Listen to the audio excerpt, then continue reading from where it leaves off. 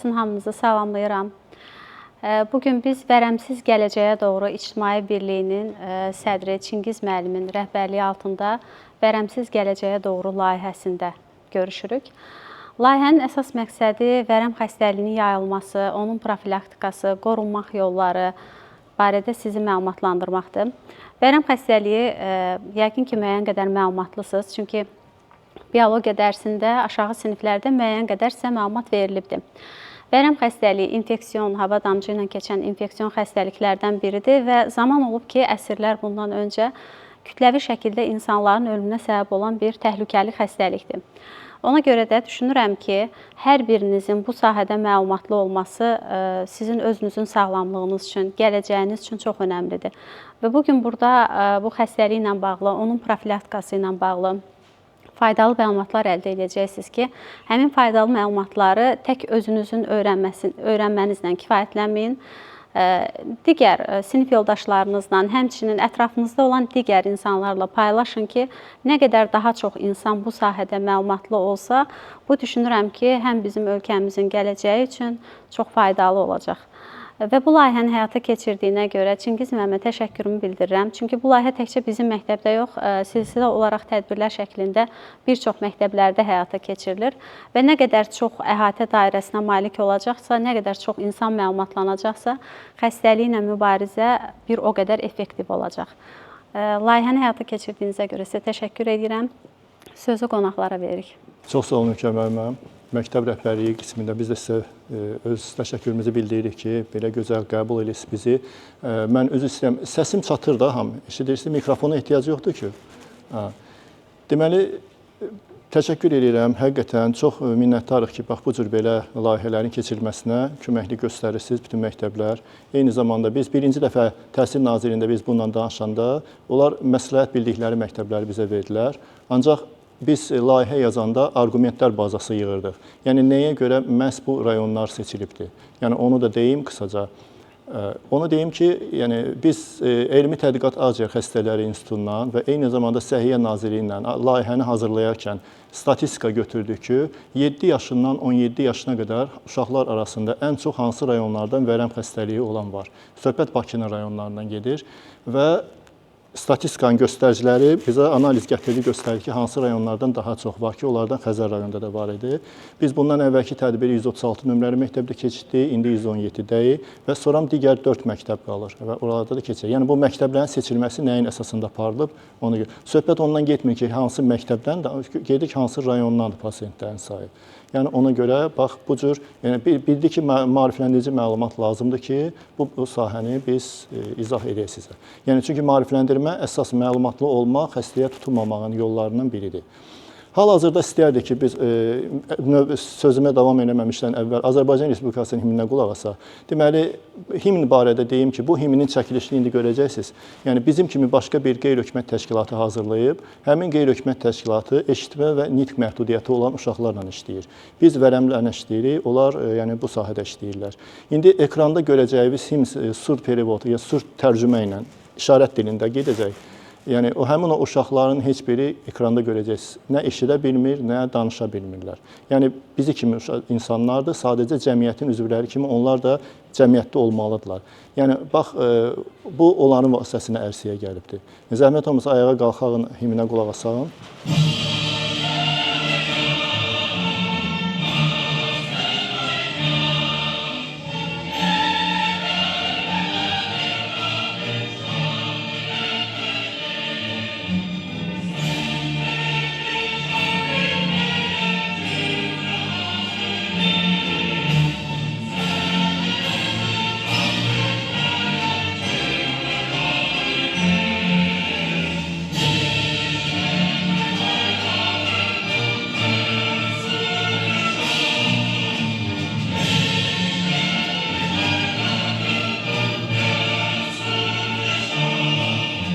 Əvvəla onu deyim ki, bizim qeyri-hökumət təşkilatları vahid milli donordan maliyyələşir. Bu, Azərbaycan Respublikasının qeyri-hökumət təşkilatlarına dövlət dəstəyi agentliyidir. və hal-hazırda da biz indi Zoom-la qoşulmuşuq, yəqin bizə baxacaqlar və onu deyim ki, yəni maliyyələşdirilən layihələr adətən onlarda müsabiqədən keçir, müsabiqəyə təqdim olunur layihələr. Bax bizim bu yazdığımız layihədə müsabiqəyə təqdim olunur, müşahidə şurasından keçir və qalib olandan sonra artıq həyata vəsiqə alır və biz sizlərlə görüşürük belə gəlib. Maliyyələşməni onlar aparırlar. Ona görə 5-ci ildir bu bizim milli donordur. Və bu fəxarətdir ki, ölkədə xarici donorlardan başqa milli donorumuz da var və bu bizdə bax belə layihələri maliyyələşdirirlər. Nəyə görə biz məhz vərəmlə işləməyi qarşımıza məqsəd qoydu bizim təşkilat? Azərbaycanda 4000-dən çox qeyri-hökumət təşkilatı var. Yəni hərə öz sahəsi var, bu sahədə işləyirlər, bizdə səhiyyə sahəsidir. Yəni konkret olaraq biz vərəm hədəfə götürmüşük. Nəyə görə? Sual verə bilərsiniz ki, daha qorxulu xəstəliklər də olur da, taun olur, nə bilim, epidemiyaları gətirən çıxan vəba olur. Niyə məhz vərəmi götürmüsünüz? Əvvəla ona görə ki, dediyim həmin xüsusi təhlükəli infeksiyalar qrupundan olan taundur, vəbadır və digər başqa xəstəliklərdir. Bunlar demək olar ki, belə götürəndə kökü kəsilmiş xəstəliklərdir. Lakin vərəm onlara baxanda, düzdür, bakterial formadır, bakteriya ilə yayılır, hava damcı yoluna yayılır. Ancaq eyni zamanda da mən sizə indi balaca bir fakt deyəcəm, özünüz biləcəksiniz, yəni sözümün davamı nədən gedir. Fikir verin, 21-ci əsrdə yaşayırıq. Mən bunu bütün təqdimatlarda deyirəm. 21-ci əsrdə yaşayırıq, informasiya dövrüdür. Ən güclü cihazlar hazırlanıbdır, həm diaqnostika, həm müalicə üçün. Ən yaxşı dərmanlar kəşf olunubdur və tədqiqatlar hələ də gedir. Yaxşı həkimlərimiz var, xaricdə oxuyub gəlirlər, özümüzdə oxuyurlar və bütün bunlarla yanaşı yaranmalı idi ki, yəni vərəm kimi xəstəlik çoxdan son qoyulmalı idi. Ancaq görürsünüzmü, vərəm get-gedə çoxalır, davamlı formalar yaranır və insanın müalicəsinə, insan təbabətin müalicəsindən kənarda qalır. Yəni özünü formalaşdırır bir xəstəlik kimi. Görürsünüz, yəni deməli belə çıxır ki, adi bakterial xəstəlik formasında olan necə deyim, xəstəliklə, vərəmlə bağlı problemlər yaşanmış olur və ona görə də bu sahə diqqət mərkəzində olur həmişə. Bundan əlavə olaraq biz digər illərdəki layihələrimizdə keçmişik bunu gənclər mərkəzlərində, gənclərlə, ailə, qadın və uşaq mərkəzlərində həmin auditoriya ilə, cavan ailələrlə, eyni zamanda qadınlarla. Yəni stigma Azərbaycanda 99%-dir vərəm stigması. Yəni stigma nə deməkdir? Əsası olmayan damğalanma. Yəni qorxmaq, xəstəliyi gizlətmək, bunlar hamısı stigma termini altında gedir. Yəni nəyə görə? Vərəmin bayaq dediyim kimi artması, genişlənməsi biri məhz bundan ibarətdir. Çünki vərəmin müalicəsi konkret olaraq elə formada, mərkəzləşmiş formada dövlət strukturlarında aparılmalıdır. Yəni bu birinci qızıl qaydadır. Bunu kim desə ki, özəl klinikalarda vərəm müalicə olunur, bilin, belə bir şey yoxdur. Vərəm pulsuzluq müalicəsi dövlət proqramındadır və ona görə də vərəm dərmanları aptekdə satılmır. Yəni siz buradan çıxandan sonra gedin istənilən aptekə bir vərəm dərmanı istəyin, deyin vərəmin müalicəsi üçün həmin dərman yoxdur. Yəni apteklərdə olmur bu dərman. Çünki bunlar vərəm üzrə müalicə müəssisələri tərəfindən mərkəzləşdirilmiş pulsuz formada verilib dövlət proqramında olduğuna görə. Mən sözü verirəm təlimçiyə. Kənan Bayramov bizim təlimçimizdir. Beynəlxalq sertifikatlı təlimçidir. Yəni eyni zamanda mən dediyim kimi, istənilən sualınız olanda Kənan müəllimdən suallarınızı verəcəksiniz. Mən də öz növbəmdə məktəbin rəhbər heyətini salamlayıram. Hörmətli valideynlər, hörmətli şagirdlər, hər birinizi xoş gördük. Ümumi bir sualdan başlayaq. Vərəm haqqında kimin məlumatı var? Vərəm deyiləndə kim nə başa düşür? Məlumatım var ki, təhlükəli xəstəlikdir. Bununla yanaşı bədəndə izlər buraxır. Adətən də təhlükəsi o dərəcədir ki, ölümlə nəticələnə bilər. Vərəm hava damcı yolu ilə yoluxur. Bir də 3 həftədən çox bədəğəmlə bir yerdə qanlı öskürək əlamətlər olur. Bakterioloji xəstəlik, misal üçün bizim bugünkü mövzumuz vərəm xəstəliyidir. Parazitlər, qurudlardır, göbələklə dəri xəstəlikləridir. Bunların da yoluxma yolları müxtəlif yollarladır. Hava damcı yolu ilədir, qan yolu ilədir, qida ilədir. Vərəm xəstəliyinin isə ən geniş yayılmış forması hava damcı yolu ilədir. Yəni askıramaqla, öskürməklə, danışmaqla bu xəstəlik digərlərinə ötürülür. Simptomlar nədir ümumiyyətcə? Simptom deyiləndə nə başa düşülür? Xəstəliyin belirtiləri, yəni özünü göstərmə yolları. Məsəl üçün vərəmdə elə öskürək, uzun müddət öskürək olursa, demək ki, vərəmə yoluxma ehtimalı var. Mən də elə o fikirlə razıyam. Əgər göstərilən fikirlər o göstərişlərə uyğundur, məsələn, sizin öskürək, özünü halsız hiss etmək, immunitet sisteminin aşağı düşməsinə uyğundur. Ümumiyyətlə bir sual verin. Vərəm xəstəliyi hər kəs yoluxa bilər xəstəliyə. Gigiyenasına diqqət eləməyən insanlar, daha çox narkotik vasitələrdən, tütündən istifadə edən və buna görə də immuniteti zəifləyən insanlar digər insanlara nisbətən daha tez yoluxa bilər. Məncə, yəni sadəcə hamıda ola bilər. Çünki yəni gigiyena yolu ilə də yoluxan bir xəstəlikdir. Əgər gigiyenaya tam riayət etməsək, bakteriya yolundan da yarana bilər. Deməli, təlimçi dedi, xəstələnmə var, bir də yoluxma var. Daha doğrusu yoluxma var, bir də xəstələnmə var. Arasındakı fərqi bilmək istəyirik. Kim necə başa düşdü? Yəni ilk baxışda belə götürürük ki, burada nə fərqi var ki? Yoluxdusa xəstələnəcək də. Yəni ancaq o dedi ki, yoluxma, hər yoluxma xəstələnmə deyil. Bir də sən bilirsən, bildin mi? Yəni kim ayırd eləyə bilər fərqi ki, yoluxma ilə xəstələnmə arasında fərq nədir? Bayaq da təlimçinin dediyi kimi dedi ki, yoluxa bilər, ancaq bədən buna qarşı immunitet göstərməsə, onda xəstələnmə baş verir. Sadəcə olaraq biləsiniz ki, yəni ki, immun sistemi zəiflədən nədir amillər, immun sistemi gücləndirənlər nədir, xəstələnmə hansı halda baş verir, birdən xəstələnmə olsa nə etmək olar? Bəzən deyirlər ki, vərəm xəstəliyi yalnız kasıblar xəstəliyə yoluxur və xəstələnir. Varlılar bu xəstəliyə yoluxmur, varlılar bu xəstəlikdən xəstələnmir. Yalnız kasıblarda olur bu xəstəlik. Təbii ki, bu düzgün bir düşüncə deyil. Bir misal gətirim sizə. Azərbaycanlı bir milyonçu olub, bəlkə adını eşitmisiniz, Murtuza Muxtarov. Bunun oğlu gənc yaşında Fransada təhsil aldığı müddətdə vərəmə yoluxur. Vərəmə yoluxur və vərəmdən xəstələnib həyatını itirir. Milyonçunun oğlu vərəmdən həyatını itirir. Yəni, bu düzgün bir düşüncə deyil. Mən necə yoxlana bilərəm? Məsəl üçün gedə bilərik həkimə, həkimdən ağciyərlərimizi rentgen elətdirib, necə ağciyərlərimiz zədə aldığı, almadığı şey yoxlaya bilərik. Vərəm çöpü ilə yoluxur da, baxmaq olar ki, insan orqanizmində bu bakteriyalar var, yoxsa yoxdur. Qanı və yaxud bərəfəni yoxlatılması ilə müayinə etmək olar. Əslinə qalsa, vərəm xəstəliyi bütün insanlarda var, hamıda var. Məndə də var, sizdə də var, bütün hamıda var. Prosta onun insanın bədənin immunitetin zəif olmağı ilə biruzə verir vərəmlər. Bir də ki, vərəm məsələn bəlğəm vasitəsi, tüpürcək vasitəsilə göstərmək olar ki, bu insan vərəmdir ya yox.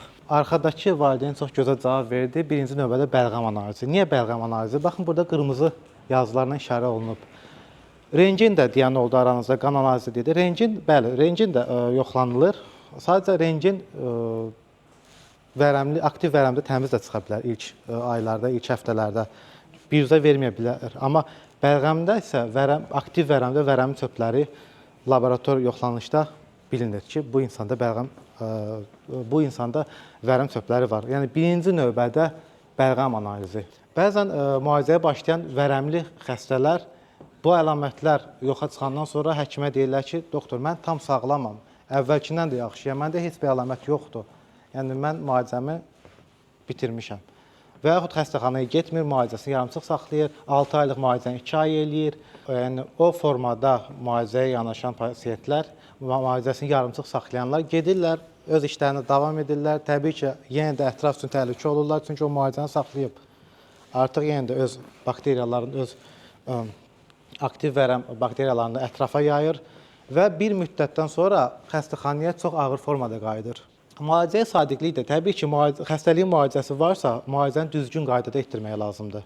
Vaxtında müayinələrə getmək, həkimin dediyi qaydada dərmanları atmaq, çünki vərəm dərmanları səhərdən günortaya qədər atılır, onun yəni öz qaydaları var.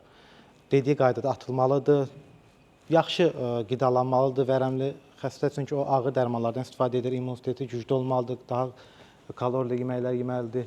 Dərmanlara davamlı deyiləndə ümumiyyətcə nə başa düşürsünüz?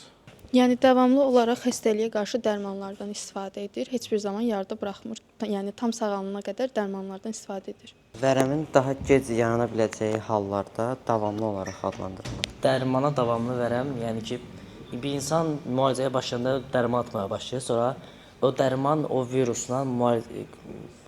virusa qarşı gəlməyə çalışır. Amma o dərman dayananda virus artıq o dərmana daha davamlı olur. Yəni sən bir də dayanıb bir də davam eləsən o dərman atmağa, virus daha dərman davamlı olduğu üçün o öz təsirini göstərməyəcək dərman. Dərmanlar dözümlü yəni ki. Dözmür. Yəni ki, dərmanlara dözümlüdür də. Dözmürdür. Səhv aparıldıqda müalicə o zaman baş verə bilər. Bayaq yoldaşlardan biri indi ola bilər, yenə də mexaniki olaraq çıxdı ağzımdan xəstəlik kimi virus və ya ümumiyyətlə sual belədir. Virus və bakteriya fərqi nədədir bunların? Virus hüceyrəvi quruluşa malik deyil, amma bakteriya. Məncə virus bir müddətdən sonra keçir, sağalır, amma bakteriya həyatda ömürlük qala bilər, dərmanlarla da sağala bilər. Hüceyrəvi quruluşa malik olmayan virus yoluxma vasitəsilə keçir, amma toxunduğumuz hər şeydə demək olar ki, bakteriya var.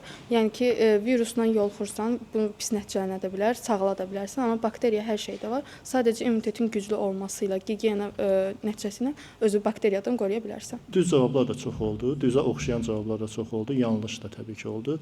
Viruslar həyatın hüceyrəsiz formalarıdır. Yəni bakteriyalar da sağ ola bilər. Yəni biologiya keçirsiz halınız. Eyni zamanda da bayaq da mən çıxışımda dedim ya demədim bilmirəm, bir də əlavə edeyim. Yəni biz müasir, necə deyim, təkamül etmiş insanıq, Homo sapiensi, ancaq bunu bilməliyik ki, həqiqətən real baxanda həyatın, dünyanın sakinləri mikroorqanizmlərdir. Yəni dünya bunlarla yaranıb və belə baxırıq, bunlarla da bitəcək.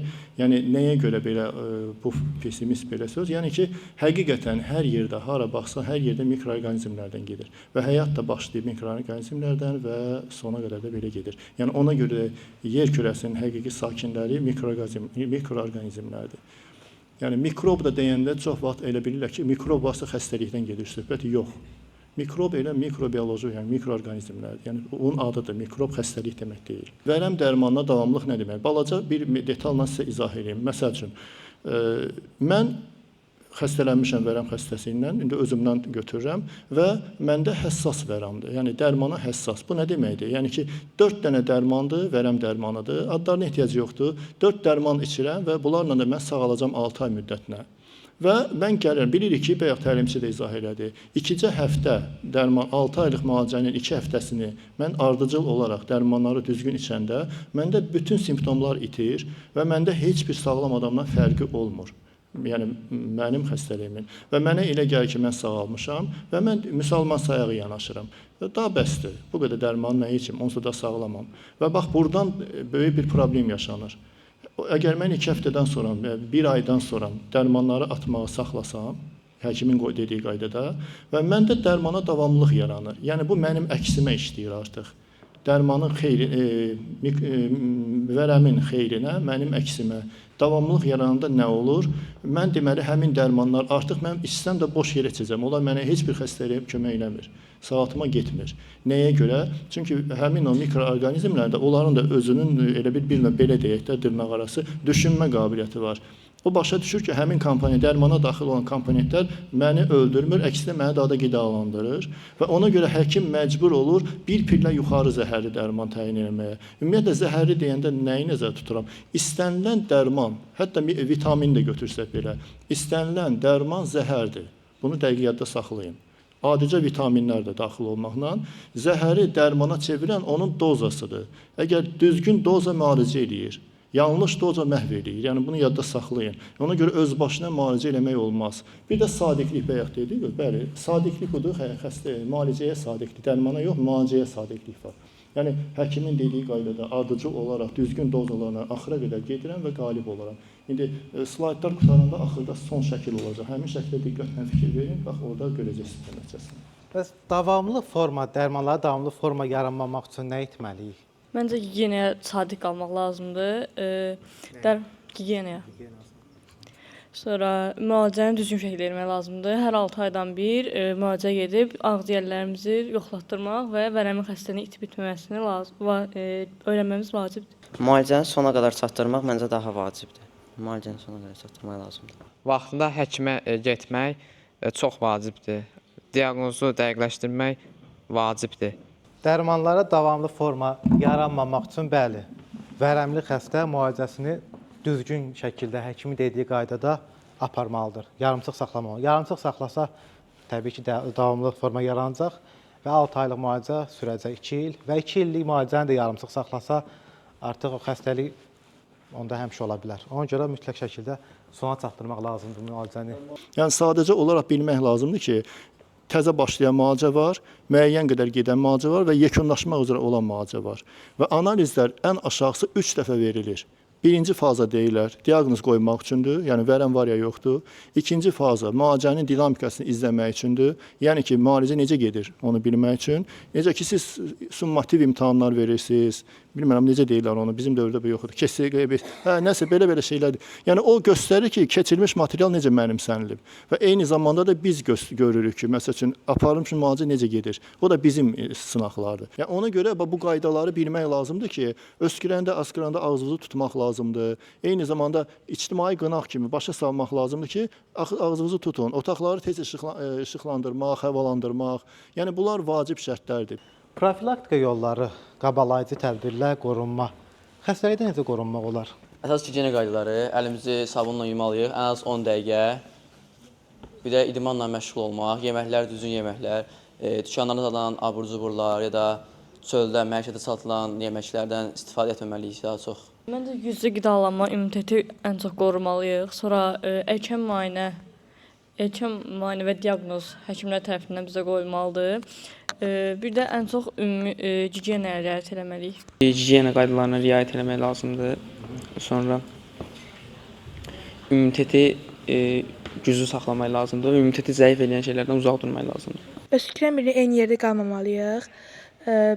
Otağı tez-tez havalandırmalıyıq ki, sonra bu qədər. Daha çox insan şəxsi gigiyenasına diqqət eləməlidir. Şəxsi gigiyenadan da əlavə yaşadığı evin, gün ərzində olduğu mühitin gigiyenasına diqqət eləməlidir. Özündə xəstəlik hiss elədiyi zaman və yaxud da ki, yanında olan insanlardan xəstəlik hiss elədiyi zaman buna qarşı maska taxmalı, tez-tez əllərini spirtləməlidir ki, daha çox xəstəliyin qarşısını alsın və bundan əlavə də immunitetin güclü olması üçün qidalara diqqət eləməlidir. Daha çox meyvə tərəvəz qəbul eləməlidir ki, immunitet daha da güclənsin və yaxud da ki, vitamin dərmanlar qəbul etməlidir ki, immunitet güclənsin və xəstəliyə qarşı daha güclü olsun. Maariflənmə önəmindən də niyə maariflənmə vacibdir? Maarifləndirmə odur ki, yəni qarşındakına da və yaxud da cəmiyyət içində o haqqda məlumatın varsa, onu ötürməlisən ki, onlar da ondan faydalansınlar. Artıq bilirsiniz, yəni xəstəlik haqqında az da olsa biliyiniz var, öyrəndiniz, broşuralarda da qeyd olunub, ətraflı, yəni dostlara da göstərə bilərsiniz, onlara da məlumatlandıra bilərsiniz, onları da bildiklərinizdən öyrədə bilərsiniz. Mütləqdir, bəli, gələcəkdə çünki bu çox lazım olur. Həm sizlərə, həm ətrafdakı, misal üçün siz əlamətləri bilirsiniz. Görsəniz ki, kimsədə belə bir əlamətlər var, siz yaxınlaşıb ona məsləhətinizi verə bilərsiniz ki, bu əlamətlər səndə var, sən mütləq şəkildə yoxlanmalısan. Xəstəxanaya getməlisən, müalicəyə başlamalısan, müayinələrdən keçməlisən. Çünki bu əlamətlər bu xəstəlikləri ortaya çıxara bilər. Çünki sizin artıq biliyiniz var, siz bununla bağlı vaxtilə maariflənmişsiniz. Gənclərə tövsiyəmiz, siz gənclər, yəni bu yaşınızda ali məktəblərə də hazırlaşırsınız, mütləq şəkildə immuniteti güclü saxlamaq lazımdır. Onu da etmək üçün gecə çalışın, gecə yuxusuna fikir verin, qidalanma mütləq şəkildə, yəni hazırlıqdan çıxırsınız, hazırlığa gedirsiniz, çalışın qidanı da vaxtında yiyin, çünki ac qalmaq insanın immun sistemini aşağı salır, yəni bu diqqətlə bunu bilin. Çünki insan daima qidalanmırsa, yemək qəbul eləmirsə, onun immun sistemi aşağı düşür və təbii ki, hansısa xəstəliyə də yoluxa bilər. Ona görə mütləq şəkildə bunlara riayət etmək vacibdir. Zirvəyə o insan çatır ki, həkimin dediyi qaydalarla gedir, müalicəni tam sona çatdırır və sağalır. Nə özü üçün xəstədir, nə ətraf üçün. Təhsildə İstənilən bir şagird abituriyent kimi gəlib yetişir və o şagird yüksək nəticə göstərib ali məktəbə qəbul olur ki, o müəllimlərinin verdiyi tövsiyələri və onun verdiyi bilikləri doğrudan da sistematik səylə öyrənir, yüksək nəticə göstərir, nəticə zirvəyə çatır. Və eləcə də bütün sahələrdə bu belədir. Bu həyatın qoyulmuş qaydasıdır. Yəni ona görə də bizim bugünkü təlimimiz sizə nəyi verdi? Biz nəyi öyrəndik bugün? Xəstəliklər nə olur, vərəm nədir, diaqnoz necə qoyulur? Düzgün yanaşma nədir, simptomlar hansıdır, hansı dərmanlarla müalicə eləyəndə hansı qaydalara nəzərdə saxlamaq lazımdır Nəyə görə vərəm dərmanlarını apteklərdən yığışdırıblar? Əvvəllər satışda var idi. Miflər, həqiqətlər haqqında danışdıq ki, məsəl üçün, vərəm haqqında hansı miflər gəzir, yalançı fikirlər gəzir, insanları qorxudur, insanlar məcbur olurlar gizlətməyə xəstəliklərini və bu davamlı formalara gətirib çıxarır. Eyni zamanda gənclərə tövsiyələrimizdən danışdıq. Sizin hər birinizin qabaqda böyük həyat gözləyir. Hamımızın qarşıya qoyduğumuz məqsədlər var, valideynlərimizin gözləntiləri var. Bunlar hamısı nəyə gətirib çıxarır? Yəni ki, birinci növbədə sağlam olmaq lazımdır. Hər şeyin başında sağlamlıq durur. Yəni bütün sahələri götürəndə ki, biz hansı sahəni, peşə sahələrini nəzərdə tuturam, hamısı bizə vacibdir. Hər peşənin öz gözəlliyi var. Ancaq hər bir peşəni öyrədən birinci müəllimdir. İnsana, yəni birinci o şərəfli peşə müəllimdir ki, o oradan başlayır hamı. Və eyni zamanda da biz müalicəyə bunu götürürük. Yəni birinci növbədə həkimə yaxınlaşmaq lazımdır. Əgər xəstəlik simptomu varsa. Xəstəlik simptomu olmayanda belə profilaktik yoxlanmaq üçün ildə 2 dəfə, ildə 1 dəfə, heç olmasa ildə 1 dəfə həkimlərə müraciət etmək lazımdır istəyirəm. Yəni ancaq vərəmdə bir dənə balaca şaxə ayrılır. Vərəmdə istənilən həkimə yox, vərəmdə ftiziatra müraciət etmək lazımdır, vərəm həkiminə. Ftiziatr bu vərəm həkimidir. Təbii ki, deyə bilərsiniz ki, onlar harda oturur, biz oraya necə müraciət? Bunun üçün ilkin səhiyyə müəssisələri var, yəni poliklinikalar. Poliklinikaya ailə həkimimizə müraciət edəndə oradakı simptomlara əsasən o orada təyin edə bilsə ki və ya şübhələnsə ki, vərəmə həssaslıq var, o sizi yönləndirəcəkdir ftiziatra. Yəni bundan narahat olmayın, sadəcə siz müraciət eləyin və müraciət eləməkdə qəbahətli, qorxulu bir şey yoxdur.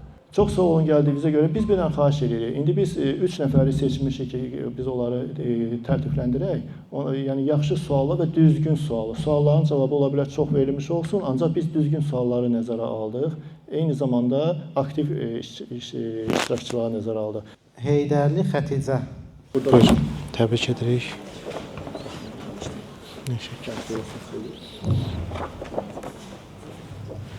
Cahangirli Həsən.